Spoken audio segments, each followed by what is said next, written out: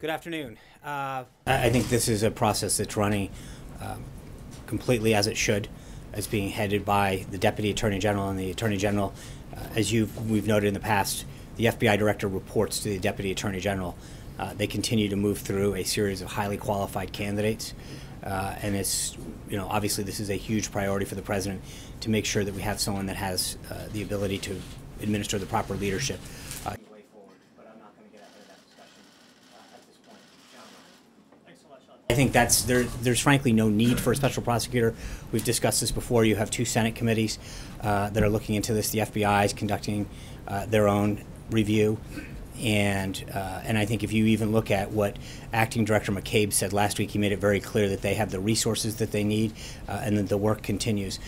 But the bottom line is, again, I think part of it is there's a difference between what we've talked about in that, and it's been made very clear that there's been, with respect to the President himself, both Senator Schumer, Senator Feinstein, Senator Manchin, and everyone else who have been briefed on this have been very clear that there was no collusion with respect to the President himself and no investigation there. I understand that, but that's 80% of people want this and they don't have it. Is the White House intending to cooperate with those requests and furnish that information as requested in writing?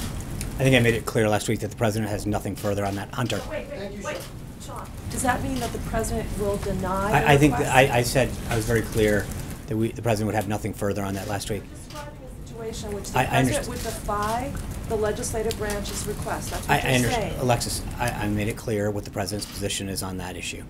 Strategy yet. I think he's been very clear with respect to NATO. There's two issues. One is he'd like to see a greater effort placed on counterterrorism and on combating terrorism. The President's reaction to this, to what his position has been completely misrepresented. If you think about what he said to NBC News, he said, one, he didn't care that this action would make matters worse for him, that it, quote, might even lengthen out the investigation because he would take action against Jim Comey and firing him. He said that he wants the investigation to be done, quote, absolutely properly. And he said that he might even confuse some people that he would take this action knowing it would make matters worse for him. The actions that he took, he knew could be detrimental to himself, but none of those things mattered because the President had to do the right thing for the American people because he believes that Jim Comey was the wrong man for that position. And I think that we've got to be very clear as to the reason that the President took the actions that he did. He knew that what he did could be detrimental to himself. It could lengthen the investigation, but he knew it was the right thing for the country, the right thing for the FBI, and the right thing to get to the bottom of this. Why do you believe Comey was the wrong person for the American people? Because he didn't have the leadership skills necessary to lead that institution.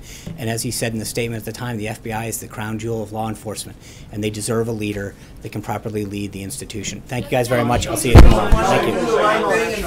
Give us a special prosecutor. He wants to do the right thing. Where are the tape, Sean? Hey, Mark.